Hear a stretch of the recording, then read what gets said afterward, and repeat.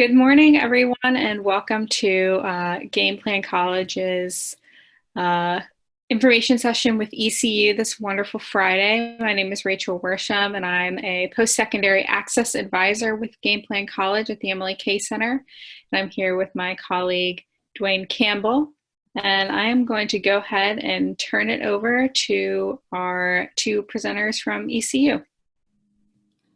Thank you, Rachel. I'm going to do a brief introduction, then I'll let Sarah introduce herself, and then we'll get started with our presentation. My name is Emily Schultz. I am one of the regional admissions counselors based in Raleigh, North Carolina with ECU. And I'm Sarah Mascaron. I am also a regional recruiter with East Carolina University. I work in Durham and half of Wake County, so we split this territory. I'm going to go ahead and share my screen. If y'all have issues with it, let me know. But like I mentioned before, we are in the Office of Undergraduate Admissions, and we're going to talk a little bit about ECU, the admissions process, and then some stuff about being on campus.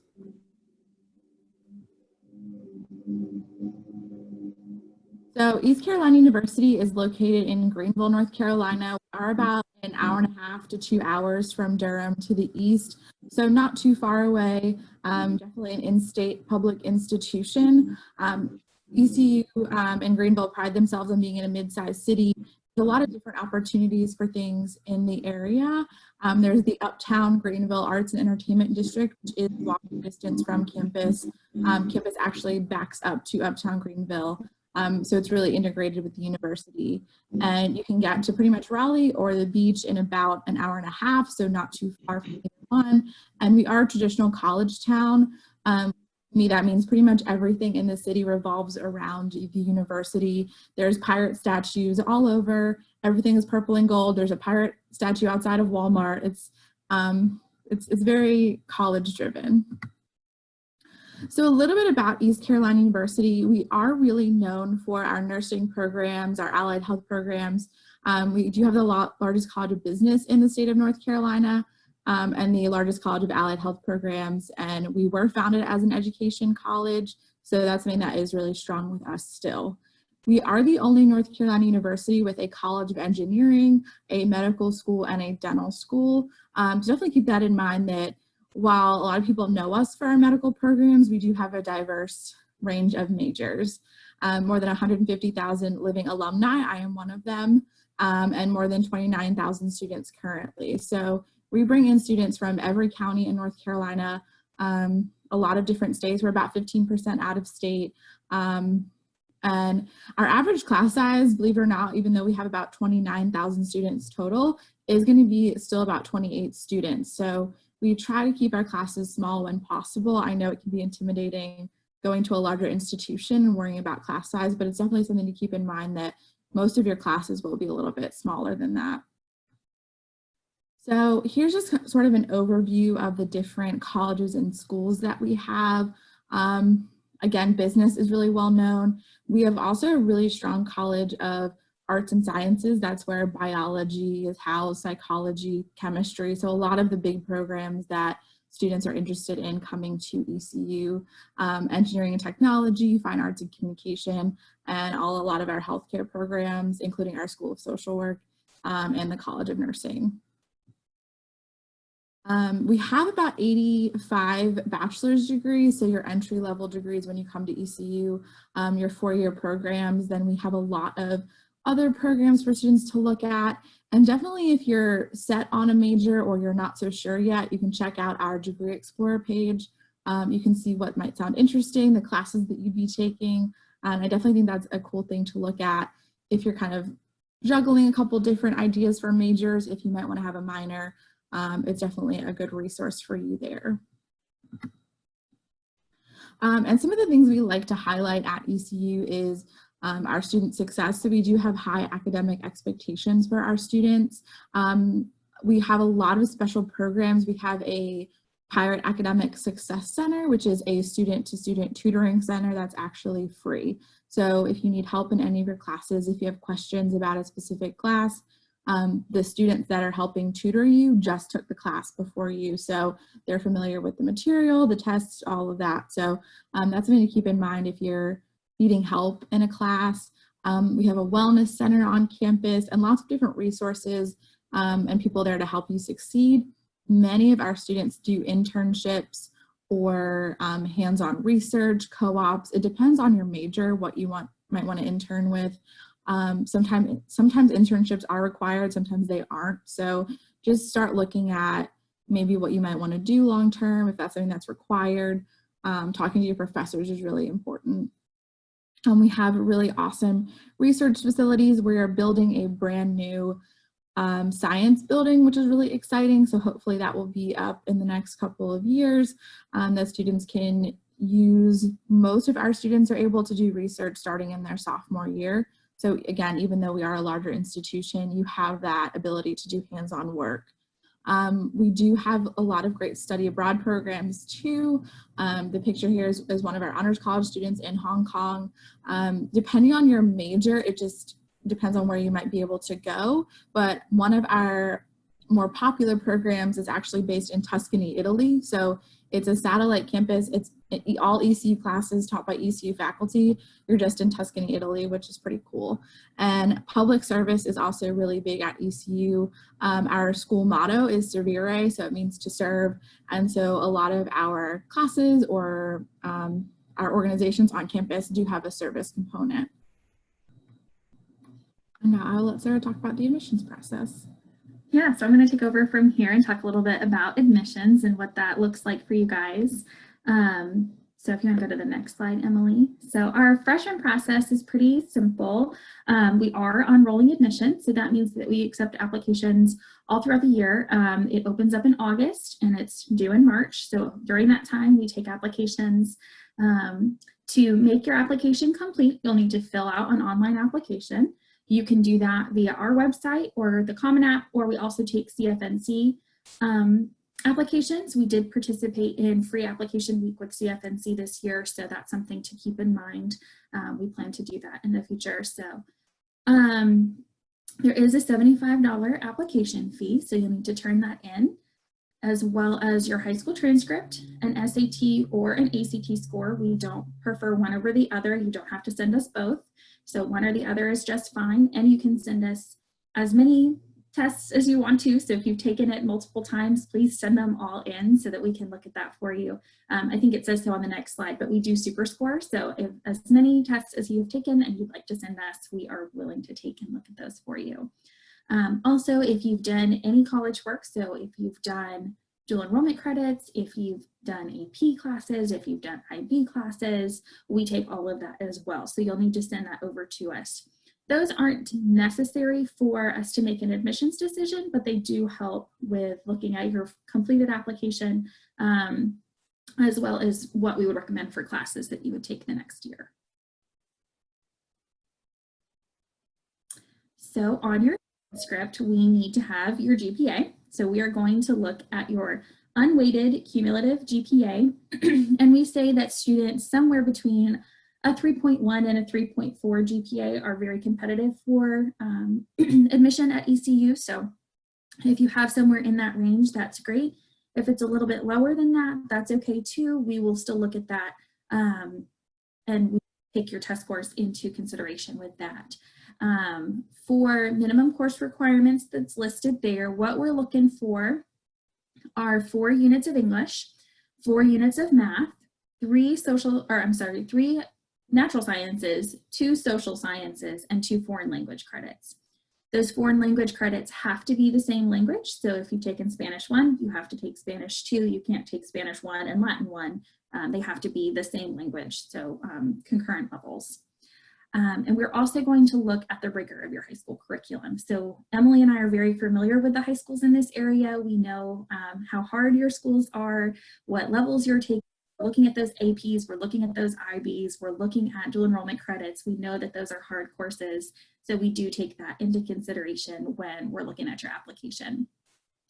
Kind of mentioned this earlier, but we take SAT or ACT. We will super score those.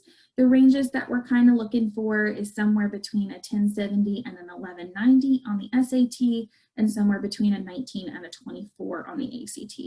Again, if you are not a great test taker and your test scores are a little bit lower than that, but your GPA is within our range or higher, we'll definitely look at your application still. So those are just ranges. They're not hard and fast numbers. So feel free to apply and ask us questions about your specific situation if you have something just slightly outside of those ranges. Additional items that we're looking for, we're going to look for an essay. We will use the Common App essays. So if you filled out your application through Common App, you will already have done that, which is great, and have that sent over to us. And we do sometimes ask for personal statements or letters of recommendations for students that are kind of on the borderline of our admissions criteria. So we'll talk to you about those things if they're things that you need once you fill out your application. So another thing that we require is through the state of North Carolina, we require that you tell us if you're a resident of North Carolina or not. And you have to do that through the North Carolina residency website. So you will go on there and it will determine your residency status. That will let us know whether or not you qualify for in-state or out-of-state tuition.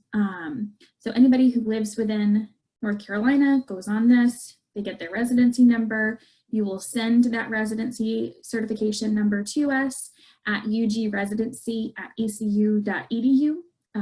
You can ask any questions about that you have. This is a requirement for you to get in-state tuition. So you definitely want to do this, and you want to do this early so that there's no confusion when you get your award letter and when you get your financial aid package. So you definitely want to get that done as quickly as you can. So then a little bit about the cost of attendance, since we mentioned in and out of state. I assume that most of you, if not all of you, will be in-state students, considering you're doing this with the Emily K Center and all of those things. So tuition, room and board, our health and university fees are all listed there. So our sticker price is somewhere around $17,000 a year for students. That being said, most of our students receive financial aid. So this is sticker price. This is not necessarily what you will be required to pay, but it's good to have it up there so that you can see kind of what the baseline is, where we're starting.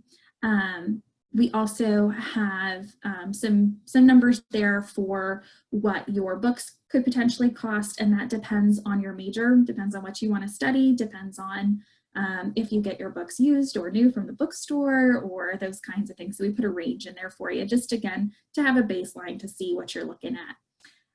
And then also health insurance, you can have that waived if you have additional health insurance through your parents or things like that. So that is a fee if you don't have health insurance, but it can be waived if you already have health insurance. So sorry, Emily.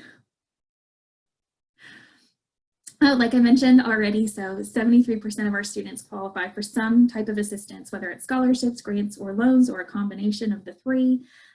We do ask that you fill out the free application for federal student aid and send it to us. That's our school code listed there, so put that on your FAFSA so that you can have that sent to us. We ask that you have them sent in as early as possible, just because a lot of state and federal money is on a first come, first served basis. So to have the best possible chance of getting every dollar that you can through the FAFSA, you definitely want to get that in as quickly as you can. Any questions about that? We have a fantastic financial aid department who would be happy to talk to you about those things. Emily and I know just enough to be dangerous, so we can answer a few questions, but anything in depth, we're going to refer you over to our financial aid department so that they can help you with the best information and the most updated information, because things in the financial sector definitely change quickly. Scholarships, we have a scholarship application that is due by January 15th. So our application does not have a strict deadline, but our scholarship application does. So you need to be admitted into the university and fill out that that scholarship application by January 15th. So definitely apply early if you're looking for scholarships at ECU. They do tend to go pretty quickly. And then our honors college. So we have a fantastic honors program at ECU. I'm sure some of you have heard about it. There are some awesome perks to this honors college. You get special seminars, there's tuition assistance, there's an honors living learning community, which has peer mentorship built into that. There are early assurance seats for a lot of our graduate programs. Probably the most notable and coveted is the one for our Brody School of Medicine. So when you are admitted into ECU as a freshman student, you can know that you are already accepted and already going to be going to medical school with ECU, which is awesome. A lot of students look for that. It is a very limited program. There are only a few seats, so it is very competitive, that portion of it. So it's a fantastic program. The requirements for that are 1270 on your SAT or 27 on your ACT and a 3.5 unweighted GPA or a 4.0 weighted. One of the nice things about honors at ECU is once you've been invited to that program, once you meet those criteria, we don't look at your ACT, SAT, or GPA again. So it's not whoever has the highest GPA and the highest test score is going to get in, and somebody who had 1 point off won't. We're going to do interviews, we're going to look at resumes, we're going to look at your student involvement, those kinds of things in order to determine who's going to be a part of that program. If you want to learn more about that program, ecu.edu/honors is a great place to go. Emily and I can also answer some questions about that too. And then this is just a nice infographic, helpful timeline of when you should be doing certain things throughout the process. August, our application opens. September is a great time to visit. We have an open house during that time. In October, you definitely want to continue those visits, check your admissions portal, get your FAFSA taken care of. November is when our honors college deadline is. January scholarship deadline. February, we ask that you have that FAFSA completed and into us. March, we'll have an admitted students day. April, we'll have academic days. So those are different departments will have different academic days. You can come and meet with their professors, meet with their students, walk around their portions of campus, sit in on some classes, those kinds of things with them. May, you want to get that final high school transcript sent in. June will be orientation. July, housing assignments will go out, and then you start school in August. So that's kind of a yearly timeline throughout the admissions process, and through all of those, Emily and I are available for questions, for anything that you need. We want to help take care of you. And then these are just some great contact information points for you to have with different questions that you might have. But like I said, Emily and I are always a great first place to start too if you have questions.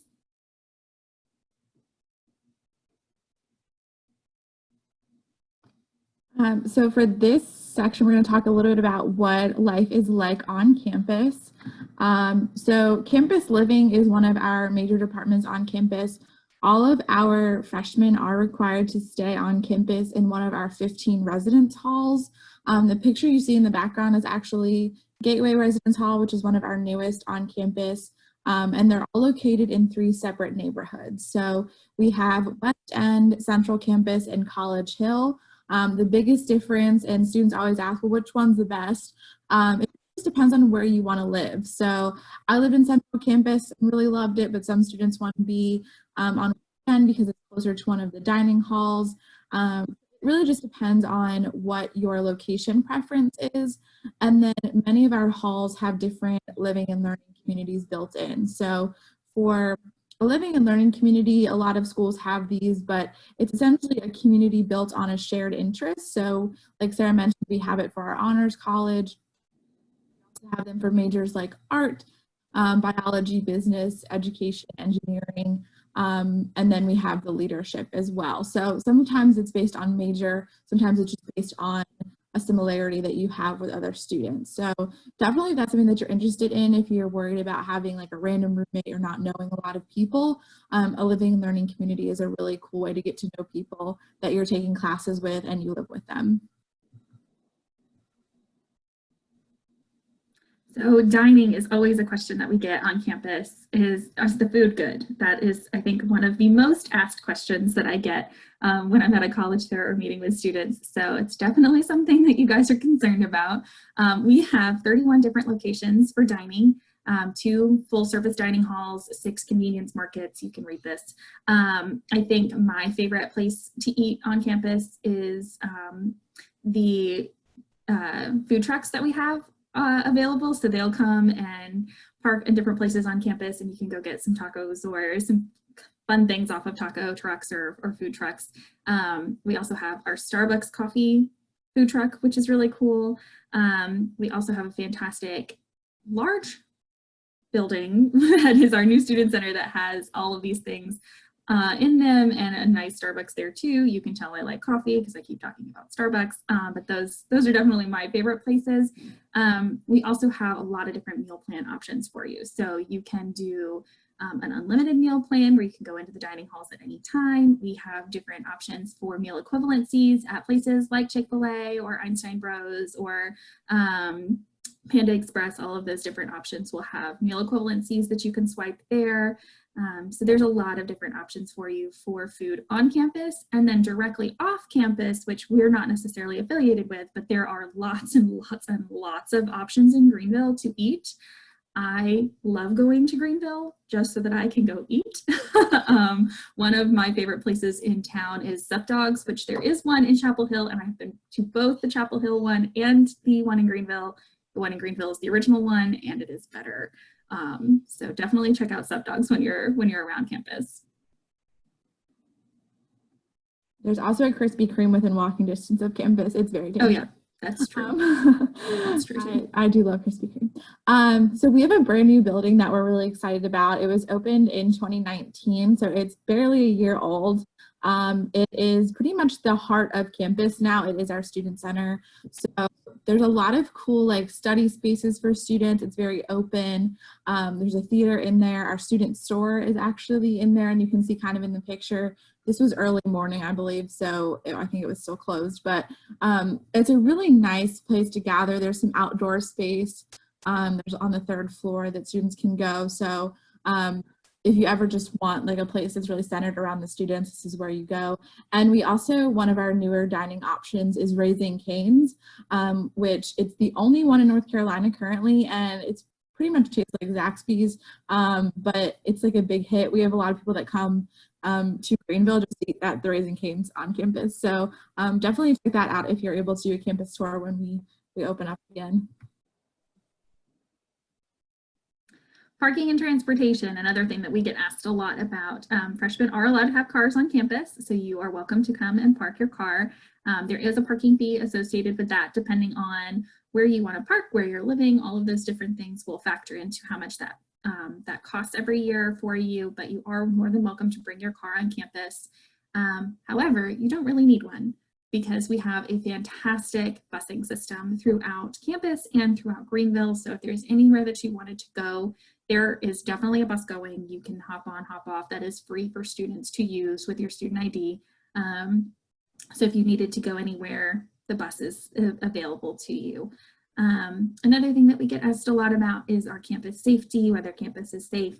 We do have 60 plus uniformed officers. We also work really, really closely with the Greenville Police Department to keep our campus safe. We have a blue light system. We have a Live Safe mobile app, which you can go in and report different things. We have an ECU alert system. Our campus is very safe and we do the best that we can to keep it that way. Greenville is just a really great place to be. So a couple of highlights of student life as well are going to be athletics and student involvement. So the Pirates have a lot of pride. We are Division I in 19 sports on campus. We have American Athletic Conference, so we compete against teams like Temple, Central Florida, South Florida, UConn, and some sports, but not others. So definitely it's a really cool conference to be a part of. Students do get tickets for all of our regular season home games. It's actually included in your student fees, so you don't have to enter into a lottery system or anything, which is really nice. And then in addition to our division sports, we do have a lot of club and intramurals. So we have 42 club sports on campus. Essentially, those are if you want to still be competitive at the collegiate level, but you're not on scholarship. It's not, you're a full-time student athlete. Our club baseball team actually won the Club World Series a few years ago. And intramurals is just if you want to have fun playing like flag football or basketball on campus. It's not really as competitive. Sometimes students get a little bit competitive though. And in addition to that, we have about 500 student organizations on campus. That includes 19 campus ministries, 42 Greek organizations, a lot of different academic organizations. We have pre-med, pre-dental, pre-law, pre-pharmacy organizations that you can be a part of. If you want to do something just service-oriented, we have different things like that that you can be a part of when you come to campus. And also it's really easy to get involved like within your first semester. I think within the first 2 weeks of classes, there's a big fair on campus that students can go to and sign up for any organizations that sound interesting to them. So campus visits, this is something that's definitely taken a little bit of a hit in the last couple of months. So we have a fantastic virtual tour that you guys can take to look around campus since it's not available for you guys to go currently. We hope to open those up as soon as we can, as soon as it's safe to do so. We also have some online events that you can participate in to learn more. But this virtual tour is fantastic. It'll show you around campus. It shows you as good of a feel as we can give you online. We definitely want you to come to campus when it is safe to do so, because there's nothing like stepping foot on campus and really breathing in the Greenville air to know what it's like on campus. It's just an amazing place to be. So we're doing the best that we can to modify things and get you the feel as best we can online, but nothing is ever going to take the place of being a part of that community and being on campus. So definitely look into that, but know that Greenville has so much more to offer than what we can put online. And we encourage you to just follow all of our different social media pages. We post the most recent information on there. So Facebook, Twitter, and Instagram. I think we're mostly active on Facebook and Instagram, but all of our important dates, if we decide to change an admissions deadline, if you want to talk to different staff members, we sometimes go live. So you can ask questions and all of that. And then it talks about different events that we have on campus. So, and then if you need to connect to someone, you can always message us on social media. And we have our ECU official Snapchat account that's with the university. It's not run just by admission. So definitely, it's a good way to keep engaged with us without necessarily checking the website all the time. And then this is our contact information. So you guys are more than welcome, like I've said 100 times during this presentation, to get in touch with Emily or I. That is what we are here for. That is what we live for. We love talking to students. That's why we have a job. So please use this contact information to reach out to us after today if you have questions. One or the other of us will be your counselor. So one of our faces will be the one that you see the most often, either at your schools or doing other sessions. We're open for any of those kinds of things. So get in contact with us. We'd love to hear from you. That was awesome. Oh, sorry. Oh yeah, that was just pretty much all of our presentation. Great, thank y'all so much. If anyone has questions, please feel free to put them in the chat box. We have a few, so I'm just going to start at the top. Can you speak a little bit more about the medical school partnership program?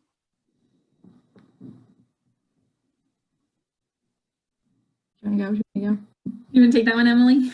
Yeah, so in regards to, if you're talking about the early assurance program, that is through our honors college. That is pretty much the only guaranteed medical school admission from ECU. So when students apply for the honors college, they select if they want to do early assurance for medical school, and they'll go ahead and fill that out. There's an interview process, but essentially as long as students maintain a certain GPA, I believe it's a 3.5, but it might be higher depending on the year and the qualifications. They pretty much have a guaranteed spot in our medical school as an incoming freshman to ECU. So they don't have to take the MCAT. They don't have to do any of that as long as they take their prerequisite courses, of course, that everyone else has to take, and maintain their GPA. We do have a lot of students that aren't in the early assurance program that do go on to our medical school. So it's not impossible if you don't do early assurance. It's just it guarantees you that spot. Okay, let's see. Is housing guaranteed for all 4 years? It is not guaranteed for all 4 years. It's required for your freshman year, so you have to live on campus for your freshman year. And then after that, you can choose whether or not you'd like to live on campus. For the most part, if you want to live on campus, that is an option for you. As of right now, we haven't really had an overpopulation issue with housing. We're always revamping those to meet our students' needs. So if you'd like to live on campus all 4 years, you can. Most of our students will live on campus for a year or two and then decide to move off campus in the surrounding area. There are a lot of housing opportunities for students. A lot of our students will rent either apartments or houses in the area. So that's always an option for you. And our housing department will help you facilitate that. They're not just going to say, all right, you live here for a year, goodbye, figure it out. They will help you vet some of those places so you don't get like in a rent scam or something like that. They know which places are good to live in. So you can always contact them and ask them if you have questions about housing around campus. Yeah, in addition to that, a lot of our upperclassmen who do decide to stay on campus end up applying to be resident advisors. And if you're selected as a resident advisor, you're basically like a home mom or dad, but you get your payment for housing and your meal plan taken care of. So that's something that a lot of our upperclassmen take advantage of too, if you want to stay on campus. But I've never had anyone to be denied staying on campus if they wanted to after their freshman year. Okay, so this next question is, can you speak a little bit about the campus environment for the LGBTQ community? Yeah, definitely. So we have a great LGBT community on campus. It's a thriving, active community on our campus. We have an LGBT center on campus, so students have a place to kind of hang out and talk and get resources. And there are always programs and events going on within that center. It's a very, very welcoming community for LGBT students. So it's a great place to be for that. Yeah, lots of resources. Okay. Is there an active on-campus social scene? Absolutely. Even if you're not a part of a student organization, almost every student does something on campus other than be a student. Students either work or are part of organizations, Greek life, athletics.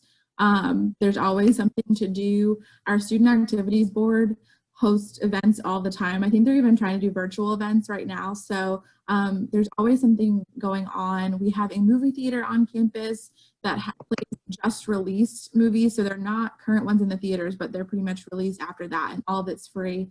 We do have a bowling alley on campus. That's much cheaper than bowling outside of campus.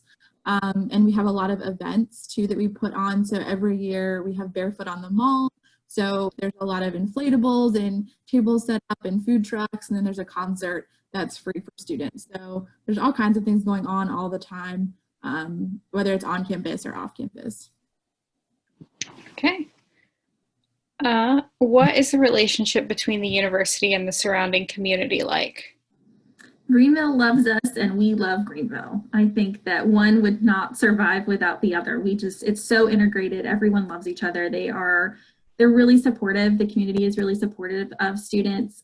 They're really sad when we leave, when our students are out of session. It's a much calmer environment, so maybe some of them aren't that sad, but most of them are very happy to have our students on campus. In the area around, a lot of the local businesses hire students or recently graduated students, so there's a really good relationship there. Yeah, we do a lot for the community. Like Emily said earlier, our main tenet at ECU is to serve. And so we serve our community to the best of our ability, and they seem to like us for that. Right. Do y'all have a drum line? Yeah, so within our marching band, they're the Marching Pirates. There is a drum line. There's auditions, I believe, and tryouts at the beginning of the school year. So normally it's like 3 weeks in August or something like that. So there is an audition process before classes start. But yeah, it's pretty easy if you just audition. And you can also contact our music department with more questions about that because they usually send those dates out over the summer. Okay. I believe one or maybe both of you said that you're an alumni. If so, what's your favorite memory of being a student? I don't know that we have all day. So as an alumni, I have lots of different favorite memories. I think sometimes it's the little things though, right? So just going like eating at the dining hall, like 12 people from my residence hall, getting to know the people at ECU. I think I'm not from North Carolina. I came from out of state. So finding a group of people that I really connected with didn't take long at all. And I think the people at ECU are what make it really special. I think most of my like memories are all like kind of silly things, but also football games was a fun time too. And I'm not an alum of ECU, so Emily's experience is definitely the one to take on this one. Okay. Can you talk a little bit about study abroad? Absolutely. So study abroad is very, very thriving on our campus. We love to send students abroad. Emily mentioned a little bit in the presentation that it will depend on your major as to which options are available to you, whether it's a semester-long program, a year-long program, a fall or spring break trip, those kinds of things. We have programs at pretty much every level, and we also do a lot of partnerships with other study abroad opportunities in the UNC system. Any UNC study abroad, you can participate in that too as an ECU student. So lots and lots of opportunities. I personally suggest that you come to campus for at least your first semester in order to get really grounded in being an ECU student. But after that, you can study abroad at any point in your career with us. Okay. While at ECU as a student, what was your most challenging time/experience, and how did the university's resources support you in navigating this challenge? Let me think. For me, I had the first semester of my sophomore year, I was taking 3 writing intensive courses, which is not normal for most students, and I don't know why I did that. But it just happened to align my majors and my English classes and all of that. And one of my professors and I butt heads a little bit on a paper that I turned in.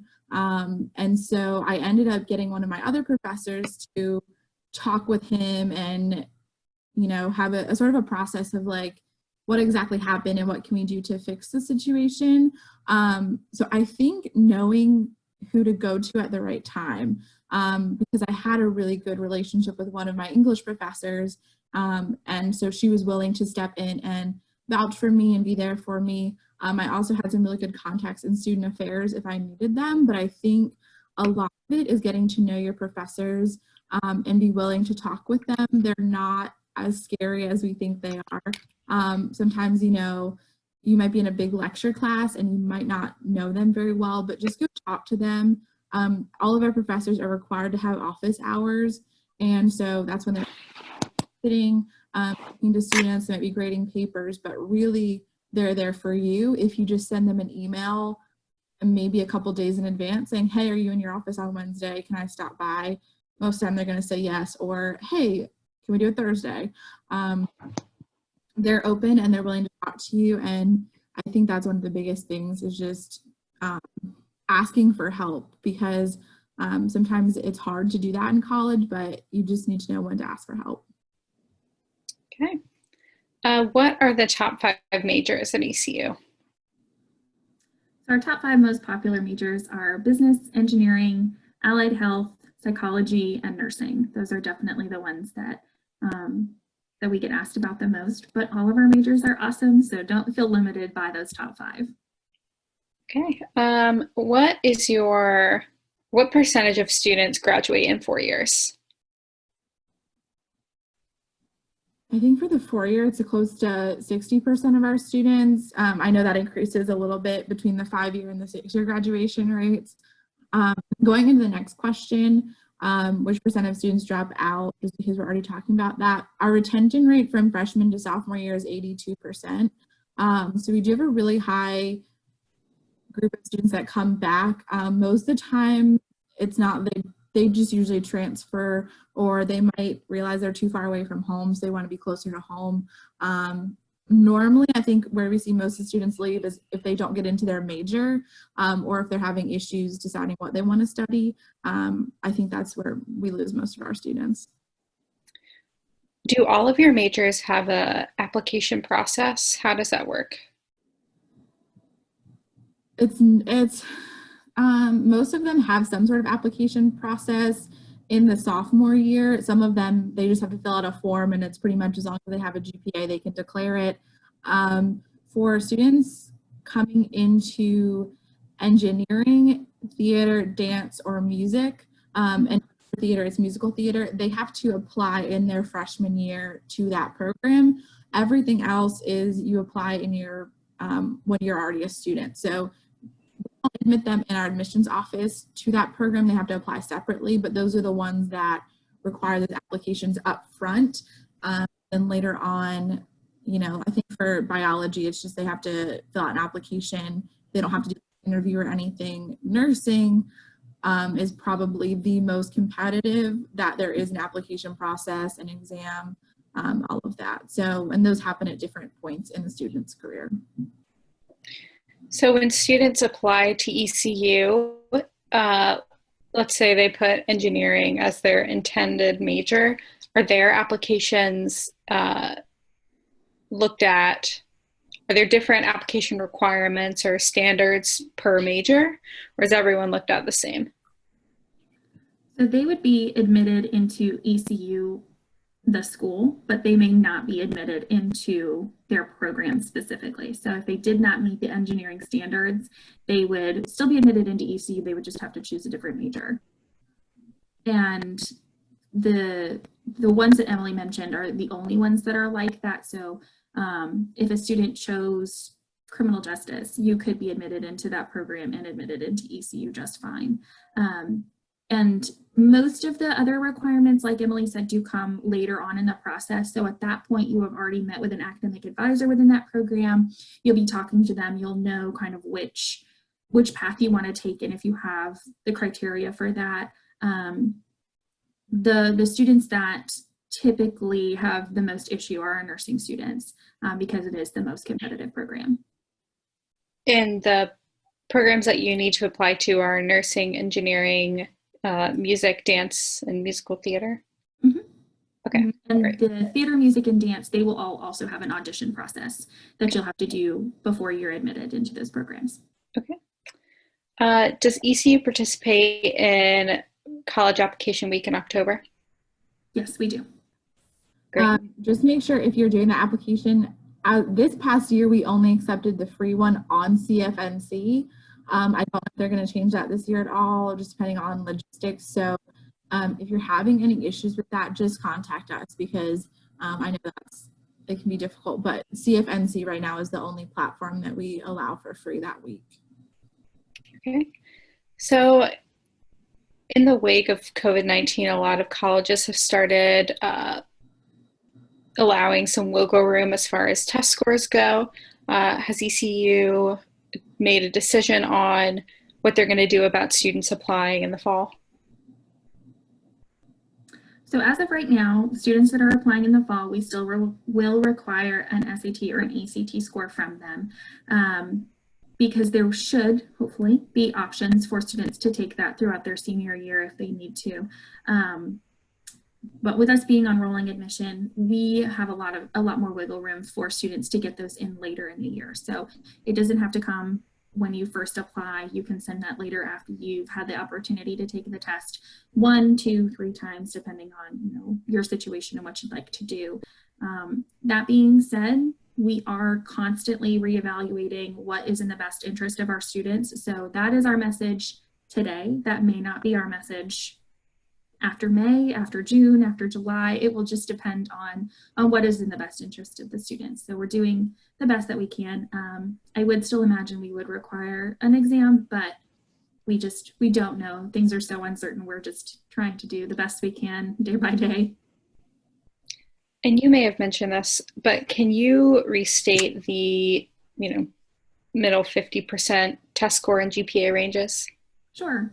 So our middle 50% is between a 3.1 and a 3.4 unweighted GPA, between a 1070 and an 1190 on the SAT, and between a 19 and a 24 on the ACT.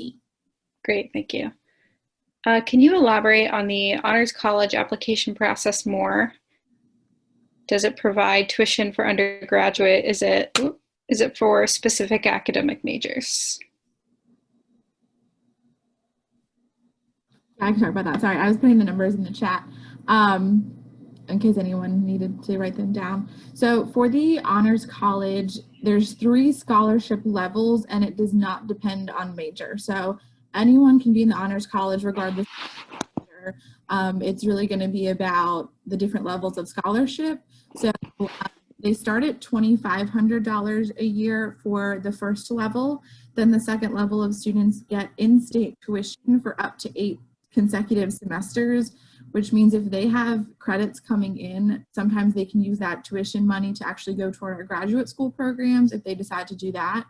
And then for the highest level, for 20 students, they get full in-state tuition covered, room and board, and they have a study abroad stipend. So I think it's valued at, like, I don't know what they said, but it's like the most prestigious scholarship that we have.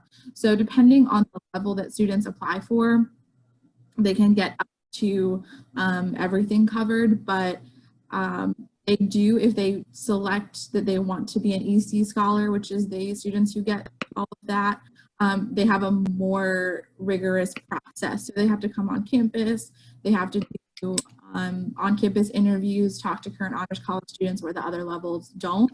And it is the same for early assurance. They also have to come to campus and do interviews. Okay. So why is your school a good option for students from Durham? I think it's a fantastic option because we offer so many different majors. We have just about any academic program you could possibly want. And we're close enough to home that you can drive home on the weekends, but far enough away that if your mom calls and says she's on her way, you have time to clean up your room pretty quickly before she shows up at your door. I think it's the perfect distance from home, that you're close enough. You can get a home cooked meal every now and again, bring your laundry home if you want to. You don't have to, we have free laundry on campus, but just because it's available doesn't mean you want to do it. So if you want to bring your stuff home, you're more than welcome to do that, really close to home. But again, far enough away that you get a little bit of independence, get to figure out your own way of doing things. I think it's a safe middle ground from too close and too far. Okay, so let's say a student doesn't get offered merit or academic scholarship. What's the average cost of attendance after aid? That is a really hard question to answer because each student's situation is so varied. Most of our students do receive some sort of aid, whether it be from FAFSA or scholarships or grants or things like that. So that would be something that we'd have to talk about individually to see what it may be, but like we put on the slide, the sticker price is around $17,000 for tuition, room and board, fees, everything included within that. So it's a hard question to answer. Okay. So our next question is, in regard to the SAT, ACT testing situation, the June SAT was canceled and the ACT is up in the air. How will this impact students who want to apply to the Honors College and other scholarships whose application deadline falls earlier? Yeah, as of right now, our advice is to take the earliest possible ACT, SAT that's offered if you can. We do foresee having a little bit more wiggle room than usual with Honors College. Sometimes they accept the October SAT, sometimes they don't. So we're thinking that they will this year just because so many were canceled. So there probably will be some deadlines pushed back. And again, our answer could be different tomorrow. It could be different a month from now, 2 months from now. So I think keeping in touch with us and our admissions office is the best way to know how to move forward. But yeah, as of right now, just take the earliest test that you can, whether that be the ACT or SAT. I know some students prep differently depending on which tests they're getting ready to take. Okay, thank you. So we are nearing the end of our time. If anyone else has a question, please type it in the chat box. I'll just give you a second to do that.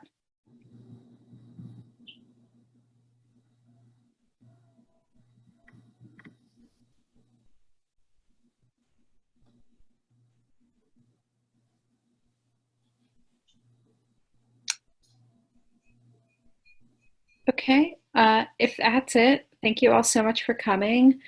Just a reminder that we are holding sessions every day at 10 o'clock and 2 p.m. So Tuesday through Thursday, they are admission sessions. On Monday, the Game Plan College staff goes into detail about the college going process. We have there we go. So if you'd like a chance to win a $20 gift certificate, please fill out our survey, which is linked in the chat at bit.ly/GPC workshop. We are drawing one person per week, so the more sessions you attend and the more surveys you fill out, the higher chance you get to win some money. If you all have any questions, you can email us at gameplancollege@mlak.org, and we look forward to seeing you next week. Thank you all so much. Thank you. Thank you. Thank you.